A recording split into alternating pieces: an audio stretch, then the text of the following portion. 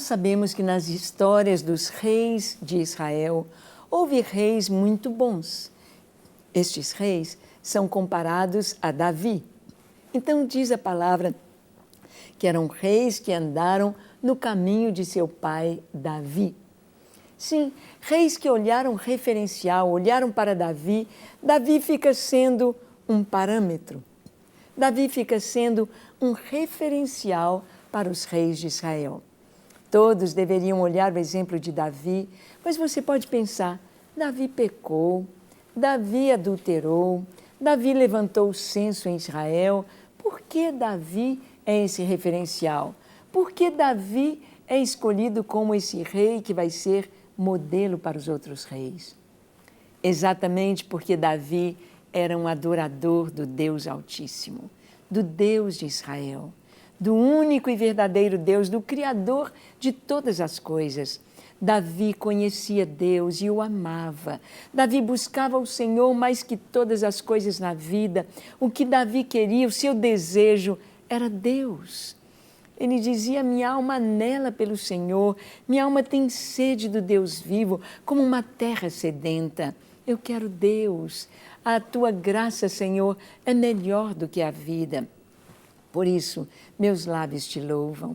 Davi dizia, eu bendirei ao Senhor em todo tempo.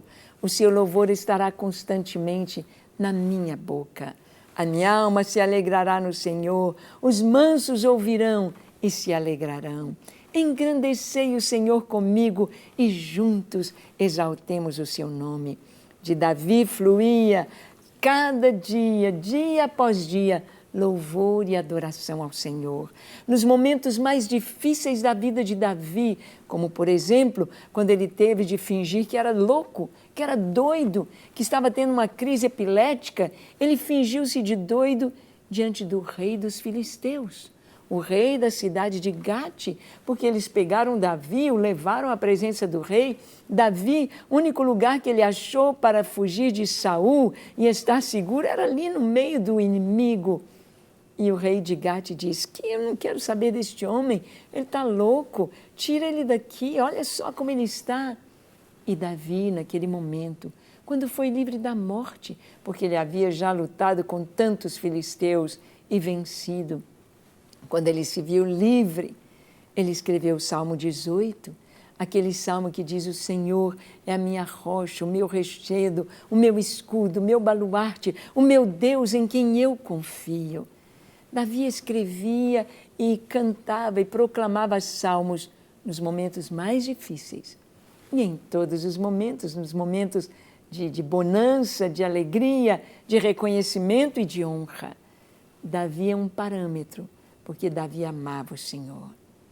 Depois de Davi, reinou seu filho Salomão. Salomão foi tido como um homem sábio, mas ele não foi sábio suficiente. Ou seja, ele não foi segundo o parâmetro de seu pai, Davi.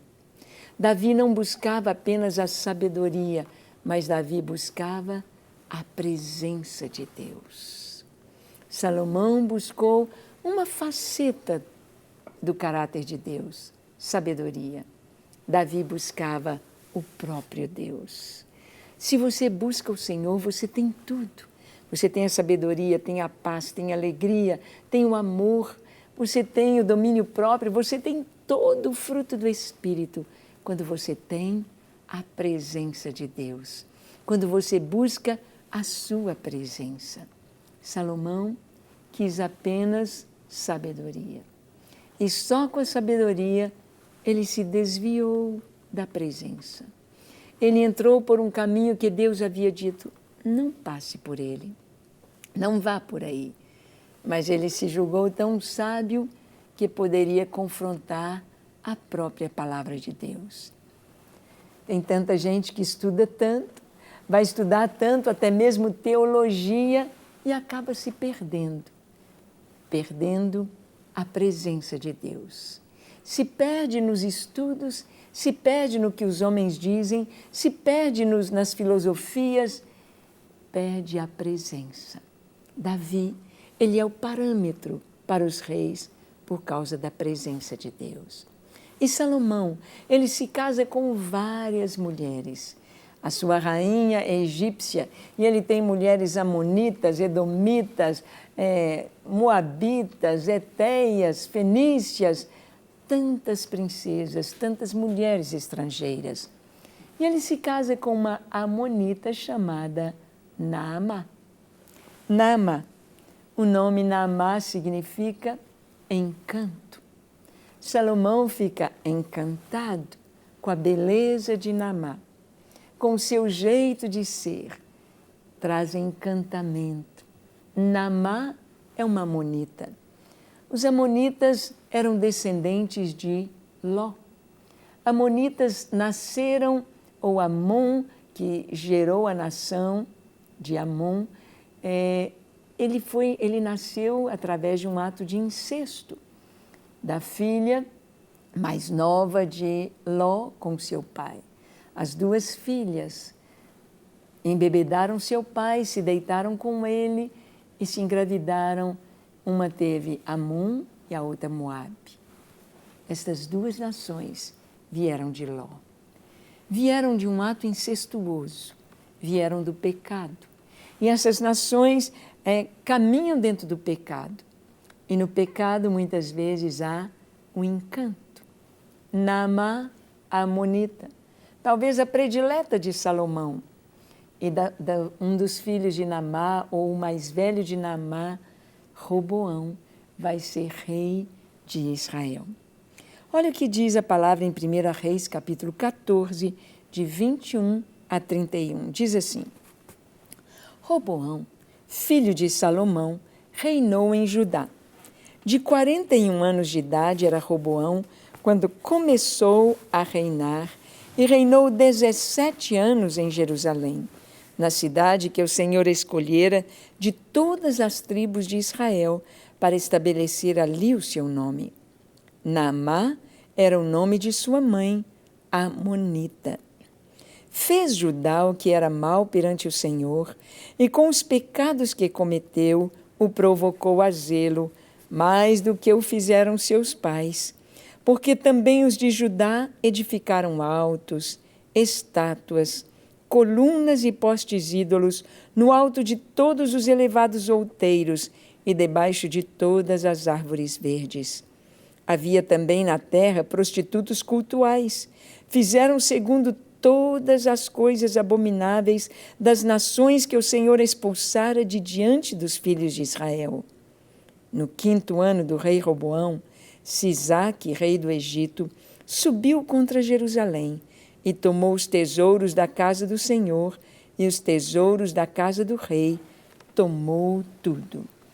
Vamos ver aqui um pouquinho.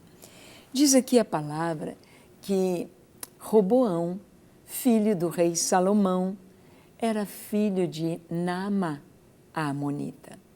É claro que a sua mãe iria criá-lo de acordo com o que ela havia recebido no seu país, de acordo com a sua cultura.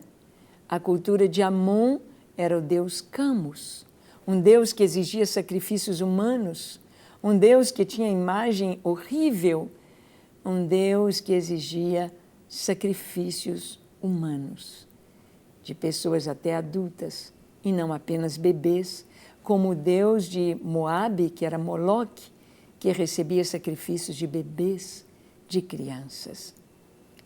A amonita Naamá, cujo nome significa encanto, trouxe uma educação para o seu filho, para Roboão, uma educação sincrética. Roboão, ele assume o trono e ao invés dele limpar, ao invés dele trazer o culto ao Senhor, ao invés dele buscar o Senhor em primeiro lugar, ele permite que toda a nação se contamine com a idolatria. Com a idolatria. Então diz a palavra que em Judá eles edificaram os altos, as estátuas, colunas, postes ídolos, carrancas, aquelas imagens horrorosas daqueles deuses horrorosos, aquelas imagens que trazem medo, pavor, algo ruim, porque são moradas de demônios, toda imagem de escultura é morada de demônio. Não é Deus que está ali. Há uma presença ruim, negativa, algo que desagrada, mesmo que tenha um rosto bonito, mas há algo ali que não bate com Deus e a sua presença.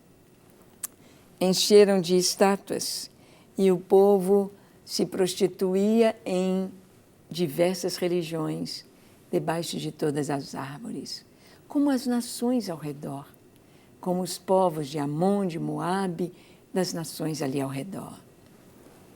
Ou seja, Roboão recebe uma herança do seu pai Salomão de idolatria. A sua mãe é idólatra e ele leva o povo para o caminho da idolatria. Então a consequência vem. No 5º ano do seu reinado, vem o rei do Egito. Diz aqui, Sisaque, rei do Egito, subiu contra Jerusalém. Quem sabe o rei do Egito esperava que o filho da sua filha fosse reinar em Judá. Quem sabe o rei do Egito pensava que a sua filha, que casara com Salomão, iria gerar um novo rei de Israel por causa da aliança que foi feita com o rei do Egito. Quem sabe? Quem sabe ele vem lutar porque o rei, agora filho de Salomão, é filho de uma amonita, Naamá. O texto nos diz que Sisaque vem, sobe contra Jerusalém e tomou os tesouros da casa do Senhor. Toda a riqueza estava ali na casa do Senhor. Havia ouro em abundância, todo o material. Salomão, ele tinha uma riqueza incontável em ouro, prata, pedras preciosas, em muito dinheiro. E o rei do Egito veio e levou tudo que estava ali. O texto continua dizendo, também levou todos os escudos de ouro que Salomão tinha feito. Em lugar destes, fez o rei Roboão escudos de bronze e os entregou nas mãos dos capitães da guarda que guardavam a porta da casa do rei. Toda vez que o rei entrava na casa do Senhor, os da guarda usavam os escudos e tornavam a trazê-los para a câmara da guarda. Quanto aos mais atos de Roboão e a tudo quanto fez, porventura, não estão escritos no livro da história dos reis de Judá? Houve guerra entre Roboão e Jeroboão todos os seus dias.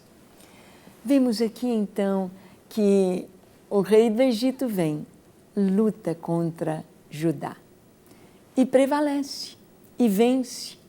E o que ele faz? Humilha o rei de Judá.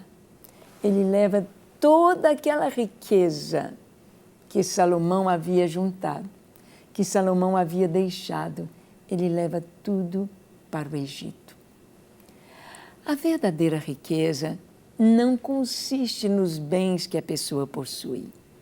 Às vezes a pessoa possui tanto dinheiro e aquele dinheiro é para mantê-la viva ou numa situação de vida vegetativa, ou aquele dinheiro serve às vezes até para afastá-la de verdadeiros amigos. Ela se torna só, ela se torna fechada, enclausurada. A verdadeira riqueza não são os bens materiais, não é ouro e prata. Olha, você tendo saúde, tendo alegria, a família, o ar que a gente respira, a liberdade. Oh, quanta coisa que não custa dinheiro e é essencial à felicidade humana. A verdadeira felicidade, a verdadeira riqueza é Cristo em nós, a esperança da glória. É o Senhor habitando em nós, é a segurança, é a paz, é a salvação que há em Jesus. É a certeza de termos o nosso nome escrito no livro da vida. Isto sim é riqueza. Isto sim é a verdadeira alegria. Como é maravilhoso ter o Senhor. Como é maravilhoso conhecê-lo. isto jamais perderemos. Roboão recebeu do seu pai uma herança. Ele recebeu o trono. Ele recebeu mesas e a sala do trono e os palácios e as taças de ouro e as riquezas e aquela guarda de 300 soldados com escudos de ouro. Ele recebeu tudo isso de seu pai. Em uma única investida do inimigo, tudo foi embora. Tudo foi embora. O rei do Egito levou toda a riqueza, invadiu a casa do Senhor e tomou e levou para si todo o ouro. Ele despojou Israel. Despojou Israel. Humilhou Israel. Por quê? Porque Israel não estava debaixo da proteção do Senhor. A Bíblia nos diz aqui que Israel estava com idolatria. Deixou o Senhor e entrou pelo caminho dos ídolos. Deixou a proteção do Senhor e buscou idolatria. E então estava desguarnecido, estava sem a verdadeira riqueza, estava só. Foram humilhados. E diz aqui a palavra, que agora, que humilhação para o rei Roboão. Cadê os escudos de ouro do seu pai? Cadê a pompa de Salomão? Então Roboão fez o que era de ouro em bronze. Há bronze com abundância nas montanhas do deserto do Negev. Há muitas minas de cobre. E então tudo foi trocado. Do ouro passou-se ao bronze. É claro que não se pode comparar o valor do ouro com o valor do bronze. Não se pode comparar o valor do ouro. O ouro, nós sabemos que é um metal nobre, caro, valorizado. O bronze é algo simples, que pode estar na casa do pobre, mas o ouro na casa do rico. A verdadeira riqueza, o ouro, e ouro na Bíblia simboliza a glória de Deus. O bronze simboliza julgamento. Bronze é uma mistura de metais. Mistura de metais. É um metal que pode ter na casa do pobre. Não é caro o bronze. O ouro foi levado para o Egito e ficou o bronze. Sabe, na nossa vida, se nós não buscamos a glória de Deus em primeiro lugar, se nós não buscamos o Senhor, se nós não temos Deus como o Senhor, o primeiro lugar na nossa vida, o que você vai experimentar é julgamento. No lugar da glória de Deus virá julgamento. E o julgamento traz consigo o castigo. Foi o que Roboão experimentou, a humilhação, o espólio. E vê-se, quando havia uma investida, essa investida nunca era sem preço de morte, sem soldados sacrificados, morte, guerra. E o inimigo vencendo, a glória de Deus foi embora. Levou o ouro. E então Roboão fez escudos de bronze. Escudo significa proteção. O escudo era um dos aparatos bélicos na guerra para proteger das flechas, proteger das setas, proteger das espadas. O escudo. A Bíblia nos diz que Deus é o nosso escudo, que o nosso escudo é a glória do Senhor, é a presença do Senhor sobre nós. Quando o sol refletia naqueles escudos de ouro, eles também brilhavam como o sol. Quando nós buscamos o Senhor em primeiro lugar, quando o Senhor é o nosso escudo, quando a glória de Deus está sobre as nossas vidas, sobre a nossa casa, estamos verdadeiramente protegidos e a glória do Senhor brilha ao nosso redor e para o mundo inteiro. Mas, se nós deixamos o Senhor, se buscamos ídolos, se buscamos outro caminho que não seja o Senhor, o que acontece? o julgamento. Olha o que o texto diz. Quanto aos mais atos de Roboão, tudo o que fez está nos livros da história dos reis de Judá. E finalmente diz, Roboão descansou com seus pais, e com eles foi sepultado na cidade de Davi. Naamá era o nome de sua mãe, Amonita, e Abias, filho de Roboão, reinou em seu lugar. Interessante que fala o nome de sua mãe no início do seu reino e no final do seu reino. Quando ele vai reinar, diz, Roboão era filho de Naamá, Amonita. Quando Roboão morre, diz, e a sua mãe se chamava Naamá, Amonita. Nós temos aqui em Roboão a influência da sua mãe no seu reinado, do início ao fim. Uma mãe idólatra, uma mãe de uma nação idólatra, uma mãe de uma nação que tem um passado cheio de pecados, cheio de abominações diante do Senhor. Foi esta a riqueza que Salomão deixou. E deixou não apenas para o seu filho, não apenas para a sua família, mas deixou para toda a nação de Israel. As nossas escolhas incluem aquilo que vai acontecer conosco, com a nossa descendência e com as pessoas ao nosso redor. Como é importante que você busque o Senhor, que você busque uma esposa segundo o coração de Deus. Não do povo do mundo, não alguém que está, por mais linda que seja. Naamá era encanto, tudo bonito por fora. Mas o que Deus queria era exatamente uma esposa segundo o seu coração do povo de Deus, temente ao Senhor e que cumprisse a sua vontade. Faça boas escolhas. Amém? Bem, eu sei que você tem sido abençoado através da Rede Super, através dos nossos programas. E queremos que você possa experimentar esta alegria, a alegria de também participar da Rede Super, vir conosco até os confins da terra. O programa é assistido em vários lugares do mundo, em todo o Brasil e pela antena digital, então assistido em todas as nações, pela internet. E você pode cooperar para que a Rede Super não pare, porque nós precisamos, até o mês de julho, trocar todo o equipamento para ser digital.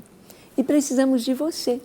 Sim, até hoje você não precisou de contribuir, mas agora chegou a sua vez. Agora chegou um privilégio para você. Anote a nossa conta aí da Rede Super e faça a sua contribuição, para que possamos trocar toda esta aparelhagem e continuar no ar. Continuar como missionários, levando a palavra de Deus até os confins da terra. Vamos orar agora? Feche seus olhos, curve a sua fronte. Se for possível, se ajoelhe. Ore comigo dizendo assim, Senhor, eis-me aqui em Tua presença. Eu abro o meu coração e Te recebo como meu Senhor e meu Salvador. Eu Te peço perdão pelos meus pecados e me entrego a Ti para Te amar, Te servir, Te obedecer enquanto eu viver. Recebe a minha vida e o meu coração e ajuda-me a viver só para Ti, para Te glorificar e Te exaltar. Senhor, Te entrego a minha família, cuida da minha família e ajuda-nos a andar em Tua presença, em sabedoria, amor, fidelidade a Ti e santidade. No nome de Jesus. Amém. Pai, que cada pessoa que nos assiste seja tocada pelo Teu Espírito, recebendo cura aqueles que estão enfermos, libertação os que estão oprimidos, recebendo o suprimento do Senhor aqueles que estão passando por lutas e provas. Abençoe cada lar com a Tua doce presença. Em nome de Jesus. Amém. Amém e amém. Para receber todas as novidades do canal, inscreva-se. E se curtir o vídeo, clique em gostei. Aproveite para acompanhar a Rede Super nas redes sociais.